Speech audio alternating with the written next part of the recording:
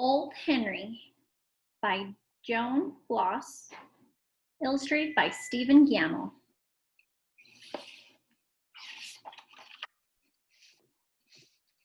For Marjorie and Ray. The story begins when a stranger appears and moves into a house that was vacant for years. No one thought he meant to stay. The house was drafty, dark, and gray, and more than 7 years had passed since anyone had lived there last.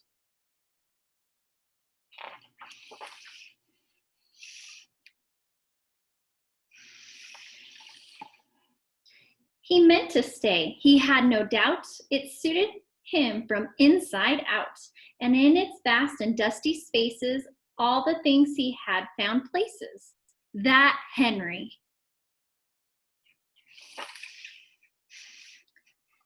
The neighbors watched him moving in and promised each other he'd soon begin to fix things up a bit. He did not think of it. With money enough to pay the rent, his books, birds, and cooking pots, he was content, and never did notice, or else didn't care, that people whispered everywhere, "That place is a disgrace." At least, they remarked, you would think that he could show a little respect for the neighborhood. That place is a disgrace. At last, they decided to form a committee and went to him saying, "We're proud of our city. If you'd only help out, think how good it would look." "Excuse me," he bowed and went back to his books. That Henry.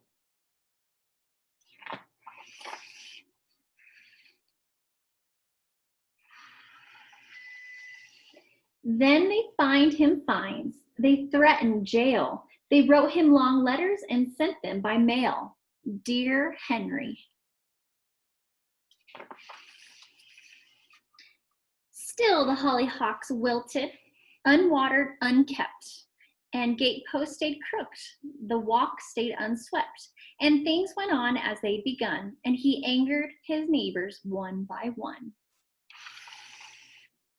So unfriendly, never talks.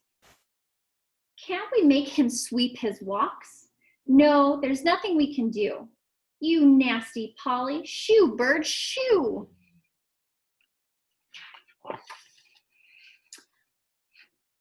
On a day in November, they sought the advice of the mayor, who suggested being nice. Being nice? Please, try it twice. But when two of the ladies baked him a pie, he said, "I'm not hungry. No, thank you, goodbye."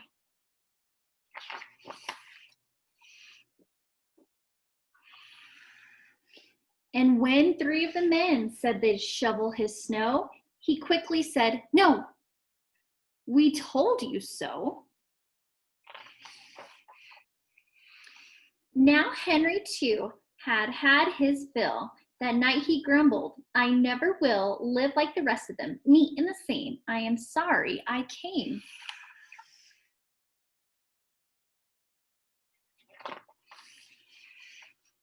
Then he packed some things in shopping bags and tied the rest in 3 old rags. He didn't make plans, he just left a short note, hastily written, "Gone to Dakota." He taped it to the big front door, and no one lived there anymore. His daylilies bloomed, his flocks grew tall. They picked his apples in the fall. They picked his apples, and now and then someone would ask, "Remember when? Remember when? Remember when?" Later still, in winter's snow, they asked one another, "Where did he go? Will he ever come again?" His house looks so empty, so dark in the night, and having him gone doesn't make us more right. That Henry. Maybe some other time we'd get along, not thinking that somebody has to be wrong. And we don't have to make such a terrible fuss because everyone isn't exactly like us. Meanwhile, old Henry, to his great surprise, was missing the neighbors who'd brought him the pies. In spite of their nagging, he really did care for them in their street, so he wrote to the mayor.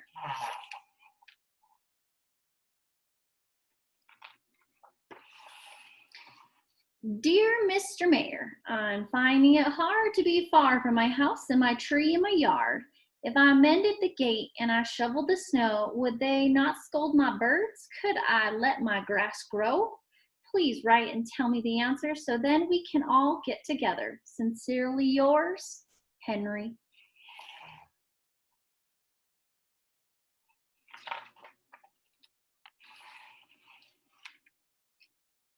The end.